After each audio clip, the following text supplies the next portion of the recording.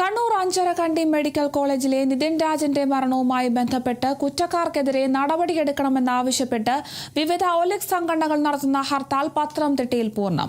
KSRTC കവാടം ഉപരോധിച്ചാണ് സമരക്കാർ പ്രതിഷേധം നടത്തുന്നത്.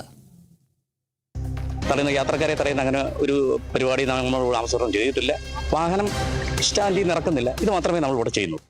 കണ്ണൂർ അഞ്ചരക്കണ്ടിയിൽ മെഡിക്കൽ വിദ്യാർത്ഥിയുടെ മരണവുമായി ബന്ധപ്പെട്ടാണ് സംസ്ഥാന വ്യാപകമായി ദളിത് സംഘടനകളും അതിനോടൊപ്പം തന്നെ ഐക്യദാർഢ്യം പ്രഖ്യാപിച്ച വിവിധ സംഘടനകളാണ് സംസ്ഥാന വ്യാപകമായി സമരം നടത്തുന്നത്. നമ്മളിപ്പോൾ നിൽക്കുന്നത് പത്തനംതിട്ട ജില്ലയിലെ കെഎസ്ആർടിസിക്ക് മുമ്പിലാണ്. വിവിധ സംഘടനയുടെ ഭാരവാഹികൾ നമ്മളോടൊപ്പം ചേരുന്നുണ്ട്. ഈ സമരത്തിന്റെ ലക്ഷ്യം എന്താ?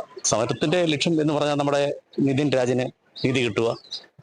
മുൻ കാലങ്ങളിൽ ഉള്ള പോലെയുള്ള വിയോജനങ്ങളും മറ്റു കാര്യങ്ങളും ഇനി ഉണ്ടാകാതിരിക്കും. ഇതിനുവേണ്ടി ശരിക്കും പറഞ്ഞ ഒരു പ്രതിഷേധമായിട്ടും ഞങ്ങളത് ഹർത്താലായിട്ടങ്ങ് മാറ്റി എന്ന് മാത്രമേ ഉള്ളൂ. സമാധാനപരമായിട്ട് ഇതുവരെയുള്ള ഒരു കാര്യങ്ങൾ വന്ന് വളരെ വിജയമായിട്ടാണ് നമുക്ക് ഇതുവരെയുള്ള റിപ്പോർട്ടുകൾ നമുക്ക് മനസ്സിലാക്കാൻ കഴിഞ്ഞിട്ടുള്ളൂ. ഇതിന് ശേഷം 5 മണിക്ക് ഞങ്ങൾ പ്രകടനം, അതിന് 6 മണിക്ക് ഉപസംഹരണമായിട്ട് ഈ പരിപാടി നമ്മൾ അവസാനിക്കുന്നതായിരിക്കും. എന്തൊക്കെ ആവശ്യങ്ങളാണ് ഈ നിതിൻ രാജിന് മരണമായിട്ട് മുന്നോട്ട് വെക്കുന്നത്?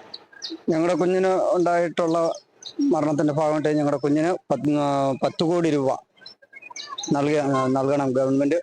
അതുപോലെ തന്നെ ആ മെഡിക്കൽ കോളേജ് അടച്ചുപൂട്ടണം. കൊല ചെയ്ത പ്രതികളെ അറസ്റ്റ് ചെയ്ത് തുറങ്കിലടയ്ക്കണം. ഇനി രാജ്യത്ത് ഞങ്ങളുടെ കുഞ്ഞുങ്ങളെ തൊടാതിരിക്കുന്നതിന് വേണ്ടിയുള്ള നിയമ സംവിധാനങ്ങൾ നിലവിൽ വരണം. ഇത്രമാത്രമാണ് ഞങ്ങളുടെ ആവശ്യങ്ങൾ. ഇവിടെ ഏതൊക്കെ സംഘടനകൾ ചേർന്നിട്ടാണ്? ഇവിടെ നമുക്ക് ഉള്ളത് സാധുജന പരിപാലന സംഘം, കേരള ചേംബർ സംഘം, KPMS, സാധുജന ഇത്രയും സംഘടനയാണ് ഇവിടെ ഉള്ളത്. അത് പത്തനംതിട്ട സെൻട്രൽ. മറ്റ് സംഘടനകൾ കോഴഞ്ചേരിയിലുണ്ട്, കോന്നി, അങ്ങനെ എല്ലാ ഭാഗങ്ങളിലും ഈ സംഘടനകളുടെ പ്രതിഷേധങ്ങളും എല്ലാം നടത്തുന്നു.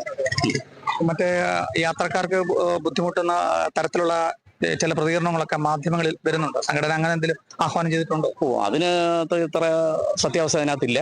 നമ്മളിവിടെ വാഹനം യാത്രക്കാരെ തടയുന്ന അങ്ങനെ ഒരു പരിപാടി നമ്മൾ ആസൂത്രണം ചെയ്തിട്ടില്ല.